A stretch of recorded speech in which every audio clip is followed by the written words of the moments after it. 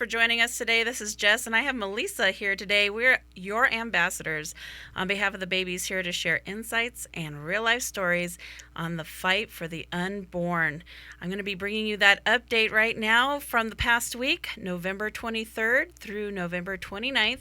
2023, First Choice has provided 33 free pregnancy tests and 42 free ultrasounds to the women in our community, and even to those who have come to us from abroad, keeping in mind that was a very short 3-day week because we were closed for the Thanksgiving holiday. If you'd like to join this conversation, please call into the radio station. We would love to hear from you. You can do that by dialing in at 702-650-5588. And if you're joining us on live on social media, you can interact with us there too. You can find us on Facebook and YouTube at FCPS Friends, or on Instagram and Twitter or X at FCPS_friends. Learn more about our ministry as well by going to fcpsfriends.org. You could also leave a donation there to help support our wonderful life-saving ministry.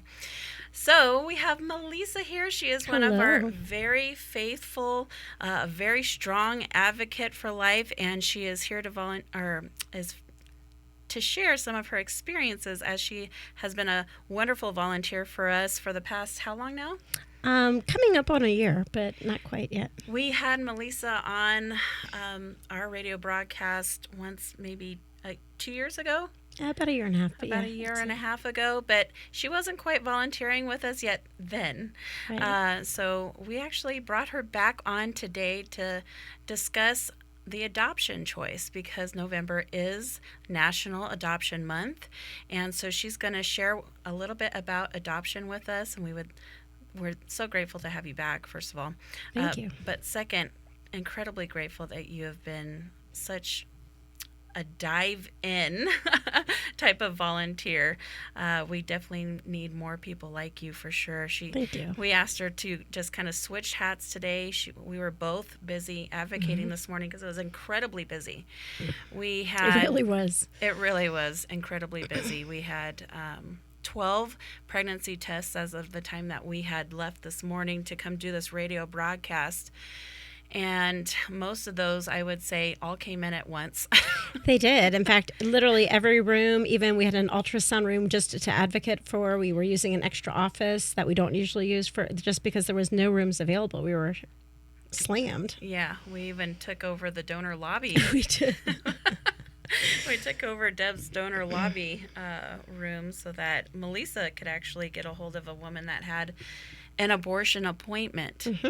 And do you want to share a little bit about that and how that went down? Yeah, I just noticed one of our people working the front desk, somebody was talking to her, and I saw her turn around and walk out. I'm like, what happened? She's like, oh, she realizes she's not at the abortion. So I followed her out, and I met her out in the lobby, or in the parking lot. And I said, hey, are you aware that... She's like, we're late for our appointment. I'm like, okay, but you might not even need an abortion. And she had an escort. Yes, she did. She had an escort with her, and they're very like... aggressive escort. She really did. And I said, but you might not even need that. And I said, would you mind staying? I said, everything we do here is free, and so would you be willing to stay for a free pregnancy test and an ultrasound so we can talk you through this a little bit more? And thankfully, they were willing to stay. So I did take them in, and we were able to have a discussion. I learned all about this individual, and she has had a life of struggles. By the grace of God, I was able to share the gospel with her. We were able to pray with her and advocate for her little baby.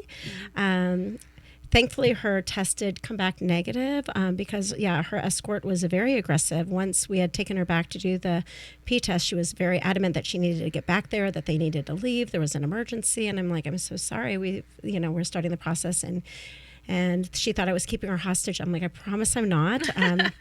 Thankfully, this lady, she did end up, she was so grateful for her services. She was praising the Lord, and we were able to give her a lot of helpful information, even just about resources that are available to her. We were able to talk about it. She did choose to watch one of our videos called Choice Blues, where she literally, all you do is watch an abortion happen. And she was like sobbing hysterically because this woman unfortunately has experienced the trauma of an abortion. And I think she wasn't even aware of what had happened. And so we were able to talk her through and how important her baby is, and that it has life and has value. If she was pregnant, thankfully, like I said, it did come back as a negative test. But you said that she had also not only had abortion, but she had other pregnancies that resulted in adoption. She did. And we were able to talk through that and how there is so many different women that are willing to adopt. In fact, I've had several opportunities because even a lady I counseled yesterday, she was concerned because she has a lot of special needs babies, and she was concerned that this baby was going to be a special needs as well. And I'm like, are you aware that there are families waiting in line to adopt just special needs babies, and that even if you feel like you can't handle this child, I promise you God has somebody provided that will be willing to adopt your baby knowing it's a special needs child. Now, we brought Melissa here today because she's kind of an expert on the topic of adoption. I don't know about an expert, but I definitely have lots of experience for sure. She knows a whole lot more about it than I do. She has how many adopted children now? All 8 of my children have been adopted, but my children have been adopted through the foster care system. But what I love about it is because of my experience, I'm able to talk other women through it. Usually when women come in, they're very hesitant. It's always amazing to me how women who come in who are really adamant about the idea of moving towards an abortion, but they won't even consider adoption. And oftentimes when I talk them through it, now it's an option. Even if the door's open, as they start walking through the doors and they start putting your baby out there in the middle of nowhere with somebody you don't know does sound like a scary prospect. But if we talk about you don't have to do that, and you can actually meet the people and you can actually be involved in the child's life, it's still shocking to me how many people think that if they give their baby up, they're placing them in the foster care system, and it's a completely different system. And unfortunately, there's not enough education out there, and most people aren't even willing to listen initially to get the information to outrule it in the first place. What would you say the 2 major components that are different about fostering and adopting? Well, first of all, the foster care system is not an adoption system. The goal of foster care is always reunification of biological families. And unfortunately, it's for families that are in trauma or in a situation. And the reasons why a child is in foster care can range from literally 1,000 different reasons. But the goal is always to reunify biological families. Not just reunify biological families, but let's say they can't be reunified with their biological mom or dad, but there might be an aunt, uncle, grandma, grandpa, somebody else that they can be reunified through to keep them in the biological family. If for some reason that's not possible, then a baby can be, or a child can be adopted through the foster care system. Most of my children were not babies. Even a lot of the women or the children that we fostered were older. Most of the kids chose to come to our family because we would meet kids, and if it's hard enough being a parent. I didn't want to take on kids that didn't want to be there. So most of the kids that came into my family chose to be there. Wow. But like my last sibling set of 4 that we adopted, their biological mom died in 2017, and all the biological dads were not an option, which is why we were able to adopt them. But up until the point that all the dads were ruled out, the goal was still reunification of the biological families. It wasn't until all those were ruled out that adoption was an option. If a mom comes into us and is like, I don't feel like I'm ready, I don't feel like I can handle this, then there are families that are fully ready, that have been background, fingerprint, financial check, every check you can possibly think of, and they really want to become parents. And a bio mom can actually meet the families, make sure they feel comfortable with it, make sure they're on the same page. And at any point in time, a bio mom can back out, and she can decide, no, I'm not ready for this, and I want to keep my baby. And they're legally able to do that. And we encourage and support everyone to do what's best for the child. Obviously, I don't know, even a story, one of my favorite Bible stories growing up was the one of Solomon and the 2 prostitutes. And I try and use that all the time in the advocate room, especially if a woman claims to be a Christian, because I'm like, a true mom is going to be the one that considers the baby and what's best for the baby and allows the baby to live. A true mom, and that was always fascinating to me about that story, is how Solomon was able to see through. A real mom is one who loves their child no matter what, and will consider what's in their best option, even if it means pain and suffering for themselves. Oh, wow. That's beautiful. And thank you so much for adopting so many kids and getting involved in the whole foster care system. So all of your kids have come from the foster care system? Every single one. And I got to tell you, I am so grateful to each and every bio mom. I'm so grateful that they allowed my children to live, and they didn't abort my children. Even with some of my children, I know when they had them, they knew that there wasn't a good chance they were going to be able to parent and raise them, and yet they still were willing to go through the process of the pregnancy, the delivery, and do the best that they could for them. We just found out not even a month ago that two of my children, that their biological mom also died in 2017. I found out a couple years ago she was missing. We just found out recently. And it's such a heartache, even for me, because I don't know, there's a fantasy in my mind that my children will be able to go back and be a light to their biological families and possibly lead them to Christ and everything else. And now we are all kind of mourning that idea because, she's no longer with us. So but there is still a possibility with biological siblings or aunts or uncles or grandmas. Some of the family members are able to be a part of our lives just because in our family, you're either a family member to all my children or to none of them because of my kids' abandonment and rejection issues. And so, my kids can't have too many grandmas, grandpas, aunts, and uncles or anyone else.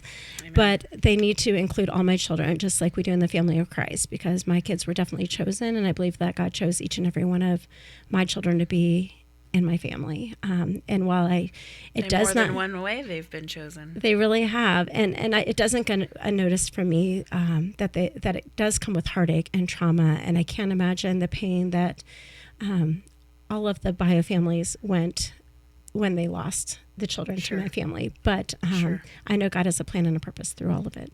Wow, that's amazing. Thank you so much for sharing that. How do you feel like it's affected your kids and the entirety of your family when you chose to adopt and get involved with foster care? That's a really tough, loaded question because... Sorry. I ask those challenging, hard ones. Well, it's just, and some people will even ask, like, what's it like to be a foster parent? What's hard about that is because we're all unique and individually made, and we all come from unique individual backgrounds. Every situation and every case is so different. So it's like to try and prepare anyone or to say it's affected. I have 8 children, and I would have to say that every single one of them, it impacted them completely differently and in different ways, even when they were full biological siblings coming from the same family. Even finding out that their biological mom died, it affected my oldest one completely different than his full biological brother. And even considering that, I feel like it's, in my world, it's kind of a crazy puzzle map because I do try and keep track of their biological siblings and family because I want to have that information for them as they ask questions and be able to reunify as I'm able to. Sure. But even with that, like for instance, the one that just found out their bio mom is deceased, they're baby 3 and 4 out of 5. And so for each and every one of them, it has impacted them differently. But that's what's so great is I don't know how people sometimes go through this whole thing without having a savior to lean into and look for, because I know that God has a plan and a purpose for all this, and knowing that I don't have to figure it out. I just need to be faithful to his calling and what he's called me to, and know that I'm directing my kids towards Christ and knowing that God's going to use it for their benefit and his glory. But yeah, the trauma is a real thing. One of my children is really... a prodigal son to the max. And, but yet again, I'm so sorry. That's okay. That's okay. But I feel like, and I use this all the time too, that I know God has a plan and a purpose for that. I feel like God, other than scriptures, I feel like God has used my kids to teach me more about him and his character than anything else. Like, I never really understood unconditional love until I had my kids. My kids can do everything wrong, and I feel like sometimes they've tried, but I don't love them any less. It frustrates me, it irritates me, because I don't want to discipline them, but just like the Bible says, the Lord disciplines those he loves, I discipline my children because I love them, and I want them to grow up to be healthy, functioning human beings. And my kids can do everything right. They can get straight A's and sharing, donate their stuff to the poor, and I don't love them anymore. It makes me happy, and I can celebrate that, but it doesn't change my love for them. Sure. And my ways and my thoughts are so much higher than theirs. And so how much higher must a holy, perfect God's ways be than our ways and our thoughts? And so I don't always understand. And I usually use the analogy, my youngest daughter, I got her at 2 months, and she wasn't adopted till she was 2 years and 2 months. And at one point, the doctors wanted blood work done because they thought something was wrong. And they're like, I need you to hold her down, because if you don't, she could cause herself more damage, and it's going to cause her more pain. So I'm holding her down. She's screaming and crying. When that happens. Oh, my word. It's the worst. There's nothing worse than seeing your kid in pain. So, of course, I'm crying, too. And I'm like, I'm so sorry. I love you so much. And in my little daughter's mind, she's probably thinking, really? Because you're not only not stopping this horrible, evil man from sticking this ouchy thing in my arm, you're helping him. And it doesn't feel like you love me. It definitely doesn't feel like you're protecting protecting me, and I don't feel safe or loved right now. But if she trusted the relationship I had with her, if she trusted everything that I do for her and looked around, she might not understand it because I can't explain it, but she's like, and I feel like that's where we are so many times. We don't understand the pain we're going through. We don't understand why God's allowing to happen what it is. But if we're keeping our eyes transfixed on our Savior, we know that he's going to work it all out for our benefit and for his glory. And we can trust him and be confident in his absolutely knowing everything. Absolutely. And yet that's where it comes. The closer I stay to my Savior and the more I obey and lean into him, the more I know that when those ouchie needles come, it's not because of a pain or a consequence, but it's because it's for my benefit. But yeah, it's kind of like the Bible says, if we receive a consequence because we're being rebellious, then we've kind of, deserve it. Mm-hmm. But if we're receiving a painful situation because of our faithful following, then, that's a benefit right there. So, and I don't know if I fully understood that with all my kids. Like, it's easy to do the right thing when things are easy and going peaceful, and by the fires, that's where our faith is proved and that's stuff. Right. And so knowing that. And we grow so much as parents just by having them. We really do. And helping them through their trials. Yeah, but that's the thing too. Like, mm-hmm. I mean, it's easy to say I love my kids unconditionally, but mm-hmm. When you are able to prove it in some ways, I'm like, if nothing else, you've proved that I love you. One of my oldest children this year, he struggled with some of his behaviors too. And he's like, I don't know why you don't just give up on me. Like, well, at the time he said, like, you've given up on my other brother. I'm like, first of all, I've never given up on him. He's choosing his consequences. And there's a point where there's a little bit of tough love there.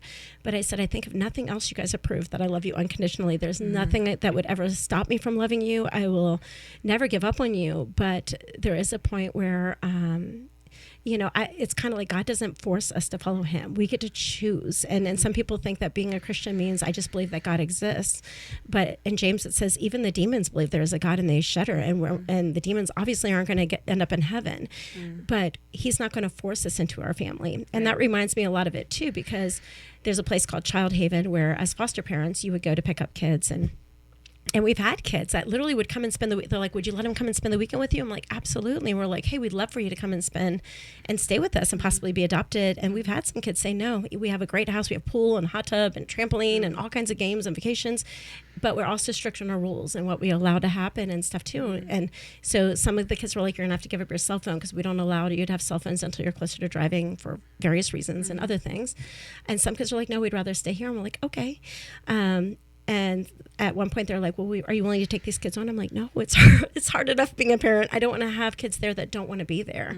And that's how God is. He's not going to force us into his family. We get to choose if we're going to receive that free gift or if we're going to reject it and say, no, I'm going to do it on my own. I'll figure it out. And so I love how we are chosen into God's kingdom, and I love how adoption is chosen because I did choose my children first, and then they choose us back. The only one that really didn't get to choose is Kirsten because she was too young. She was like 2 months old when we got her. But all the rest of my kids were like, would you like to come and stay with us? And like, yeah, even if they didn't fully understand what that meant at the time. Well, I can definitely see that you have a genuine love for your children. I genuinely do. And I mean, legitimately from the perspective of the busiest pregnancy center in the nation, the absolute busiest, as we saw this morning. It was pretty chaotic. And it's such a blessing. I mean, to know that we get to make an impact for the kingdom and to give the women the information. It's amazing when we give them the information, how many of them choose differently. If we can just get a chance to have a conversation with them. Yeah, but coming from that authority of experience. Yeah. We are the busiest pregnancy center in the nation, and we can say without a doubt that adoption is the absolute least chosen pregnancy option out there. Right. Why do you think that is? Well, I think a lot of people don't even know how to do it. And I think a lot of times when women push back and say, no, I'm not interested at all, they don't even give them the information. Usually when I bring a woman into the room, I usually like, okay, even if it's not for you, I'm just going to give you this information so you're aware. And it's amazing how many of them are like, oh, I didn't even know that. Or, oh, I thought it was a part of the foster care system and I was going to have my kid, put into an abusive situation. So I think a lot of it's lack of information, and we just have to be a little bit more forthcoming, not because we're trying to force something down their throat, but to make sure that they're aware of their options and their choices. And things sound really scary initially until we open the door and say, oh, wow. I mean, I've had people say, like, I wish this family would adopt me too, you know, because once you meet people, it doesn't seem like a scary monster behind the door. Sure. And so it's learning to walk them through and outrule things after they've really seen what's behind the door rather than just outruling it forthright. So I have 2 questions left for you, and Okay. we are winding down on time. I'm so sorry. No worries. You know, it's been a great interview. So what would you tell the woman who is considering her pregnancy options right now, specifically about adoption? Specifically about adoption, I mean, if you feel like you're not ready to be a mom, if you feel like you have too many kids already, especially considering all the health risks that are involved with abortion, I mean, sometimes people have this fantasy delusion that if I abort my child, they cease to exist. And the fact of the matter is, once you conceive, there is a baby. It's just a matter of what type of mom you're going to be, which takes me back to that story of Solomon and the 2 prostitutes. And while it is a very big sacrifice to, you know, have a child and then give it up, what could be more of a loving and sacrificial thing to do? It was weird to me the other day. I want to say about a week ago, a lady came in. She's like, you know, it would be selfish of me to have this child, so I want to abort it. And I'm like, really? like, let's talk through that. And once you talk through it, then it helps them quite a bit. I'm going to reserve my final question. So if you guys want to hear her final question and her answer, you're going to have to tune in on our social media, and we'll make sure to post it there. Thank you so much for joining us today, Melissa. Thank you for having me. I love hearing your stories, and especially Good, 'cause connecting I with your talk a lot. family. It makes the time pass by fast. There you go. So thank you so much for listening. Our supporters online, if you'd like to donate, please go to our website, fcpsfriends.org. God bless you, and thank you so much. Yes, thank you.